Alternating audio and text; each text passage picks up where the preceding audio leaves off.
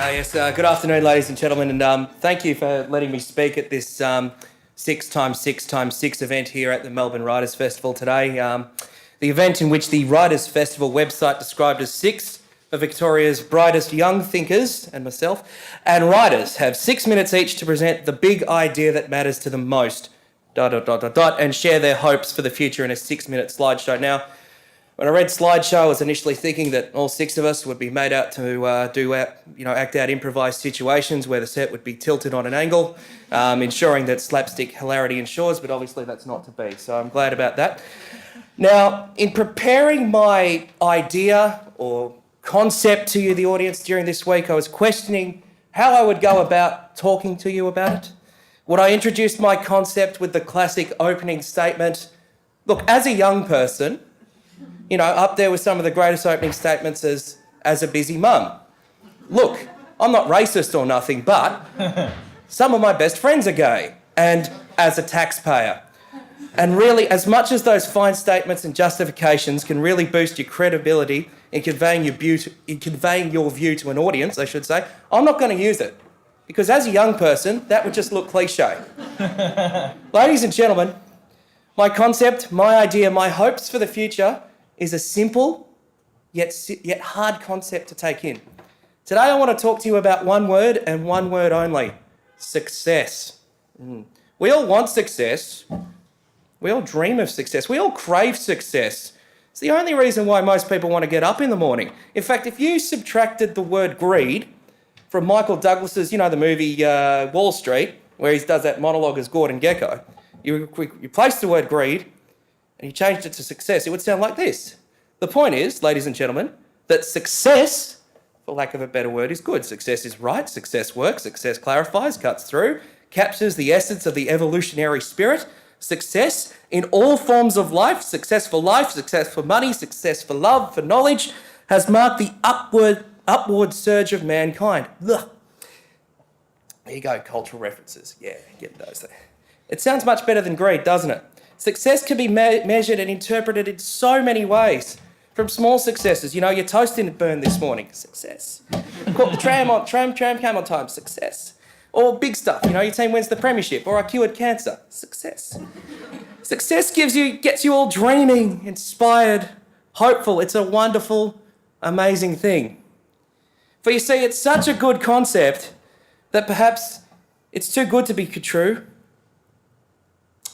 And that's why it appears that I've done what I can to avoid it for most of my life.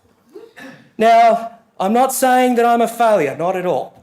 It's all about choices that you make and where you end up. And I've ended up in some places where people just want to avoid that kind of thing. From career choices, yes, I chose to work in the radio and television industry.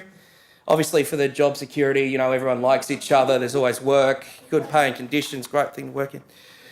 And in 1 year, I was successful in getting a job in television, and I thought this would be the start of a long and successful career. It wasn't. The show got axed after 4 episodes. I was soon then rather successful in getting a job at another radio station. It had the lowest ratings in Melbourne. In my media career, I've had the claim of working on both the biggest radio and TV flops in 1 year. Success. But in the past couple of years as well, I've gotten involved in an interest of mine I've always wanted to pursue, and that's politics. I joined the ALP, and that has a knack for whenever it does something successful, it finds a way to make it not look so good or stuff it up completely. And then the biggest success, or the biggest non-success, I should say, of them all, and that's my tragic relationship with the Richmond Football Club. If there's any organisation or institution in this country that knows how not to be successful, look no further than the Richmond Football Club. As a 24-year-old, I've been a member and diehard fan of the Tigers for 20 years, and I've seen them play in only 2 final series in my lifetime, and they've only played in 2 for the past 30 years.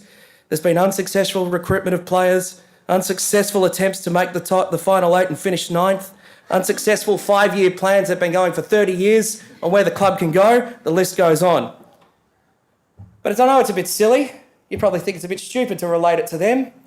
But it's only until recently, thanks to Richmond actually qualifying for its 3rd final series in 30 years, first since 2001 when I was 12 years old, I've been able to be inspired by the idea of success again. Basically, I've had a taste. It's sort of like someone's giving you a little bite, you've forgotten how good it is, and you're thinking, ooh, maybe I do want to be successful. But it also makes you appreciate that not taking it for granted makes you want it more. Now, there's all these sorts of speeches that I've done research on success. You know, you could go to those seminars where there's some guy wearing a black jumper and a collared shirt, you know, talking around with a slideshow, talking about how you can be successful. You know, I've looked at some speech and I thought, you know, how do you want to go out there and be successful? You know, then there's that footy coach speech, George Kennedy, you go, do something, don't think, don't hope, do. But actually that contradicts everything we've discussed here today. It's all about thinking and doing. So do that. So look, ladies and gentlemen, to sum up my 6 minutes here today. Is it 6 minutes? Has it been 6 minutes? Oh, good. Success. To sum up my 6 minutes here today, or basically the idea or concept of success can relate to any idea or concept that's been discussed here today. I can only talk about this for 6 minutes, but I hope I was successful in getting my point out to you. Thank you, ladies and gentlemen.